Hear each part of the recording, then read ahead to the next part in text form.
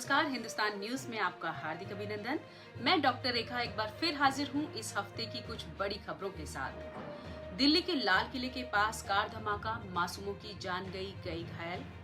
10 नवंबर को दिल्ली के Lal Qila metro station के पास खड़ी एक कार में जोरदार विस्फोट हुआ। इस घटना में कई मासूमों की जान चली गई और कई लोग गंभीर रूप से घायल हुए। जांच एजेंसियां इसे एक सोची समझी साजिश मानते हुए टेरर एंगल पर काम कर रही हैं। जगह और टाइमिंग को देखते हुए ये एक हाई प्रोफाइल अटैक माना जा रहा है। दिल्ली ब्लास्ट जांच में बड़ा मोड़, अल फलाह यूनिवर्सिटी पर एफआईआर, 3 डॉक्टर हिरासत में।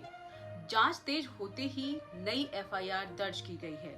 अल फलाह यूनिवर्सिटी से जुड़े 3 डॉक्टरों को हिरासत में लिया गया है।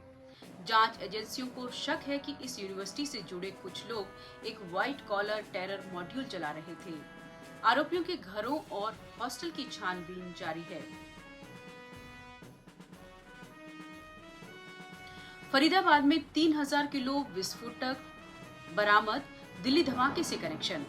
फरीदाबाद पुलिस ने हाल ही में लगभग 3000 किलो विस्फोटक सामग्री बरामद की थी। अब जांच में इसका लिंक दिल्ली ब्लास्ट मॉड्यूल से जोड़ा जा रहा है।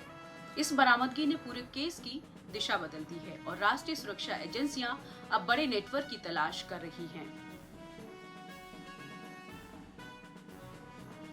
बिहार चुनाव दूसरे चरण में लगभग 4 करोड़ लोगों ने डाला वोट। सुरक्षा में 4 लाख लोग हिरासत में। 11 नवंबर को बिहार विधानसभा चुनाव के दूसरे चरण में 122 सीटों पर मतदान हुआ। लगभग 4 करोड़ मतदाताओं ने वोट डाला। चुनाव आयोग ने सख्ती बढ़ाई, 428 आचार संहिता उल्लंघन मामले दर्ज। 4 लाख से अधिक लोग एहतियातन हिरासत में।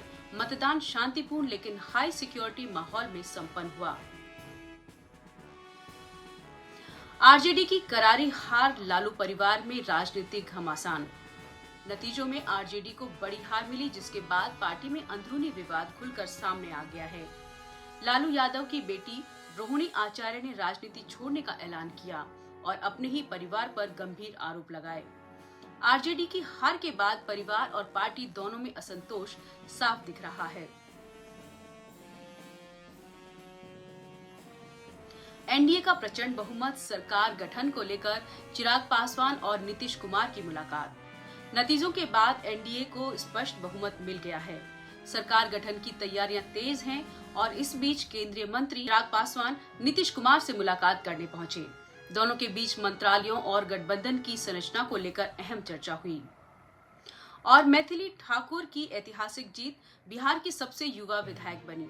लोक गायिका मैथिली ठाकुर ने दरभंगा से अलीनगर सीट से शानदार जीत दर्ज की।